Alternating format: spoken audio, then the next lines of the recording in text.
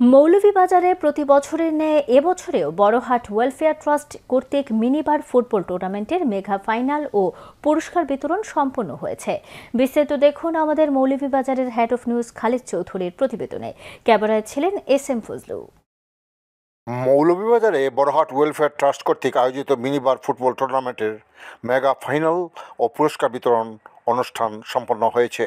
মৌলভীবাজার পৌরসভার পশ্চিম বড়হাট এলাকায় Barahat welfare trust মৌলভীবাজারের ব্যবস্থাপনায় প্রতি বছরের ন্যায় এবছরেও এই টুর্নামেন্টের আয়োজন করা হয়। এতে বড়হাট ওয়েলফেয়ার ট্রাস্টের সভাপতি অধ্যাপক ইকবাল হোসেনের সভাপতিত্বে ও সাধারণ সম্পাদক আব্দুল মতিনের সঞ্চালনায় প্রধান অতিথি হিসেবে উপস্থিত ছিলেন আলহাজ মিজানুর রহমান। অনুষ্ঠানের প্রধান আলোচক হিসেবে বক্তব্য রাখেন সিরাজুল ইসলাম গিয়াস। এছাড়াও বিশেষ অতিথিদের মধ্যে উপস্থিত ছিলেন প্রফুল্লচন্দ্র দাস, শাহজাদুর রহমান, আমিম আহমেদ, মুরাদ মিয়া, নাজবুল ইসলাম সহ আরও অনেকে। অনুষ্ঠানে বক্তারা বলেন, যুব সমাজকে খারাপ কাজ থেকে বিরত রাখতে খেলাধুলার বিকল্প নেই, তাই প্রতি বছর এই আয়োজন চলমান রাখায় আয়োজিতের প্রতি প্রশংসা রেখে বক্তারা বক্তব্য রাখেন। ফয়সাল রাজা ভাই যার প্রচেষ্টা, যিনি আমাদের ওয়েলফেয়ার ট্রাস্টকে সহযোগিতা করে যাচ্ছে, এরকম খেলা আসলে উপভোগ করতে মনে আনন্দ অনেকেরই জাগে দেখতে।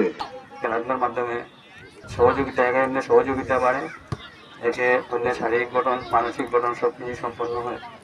এগুলা আমরা মনে রাখা দরকার।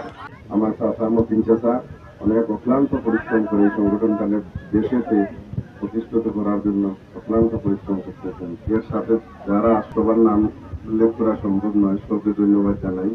এই খেলাটা যাতে সব সময় তাকে তারা খেলা যদি বন্ধ হয় তাহলে এটা মনে আঘাত লাগবে।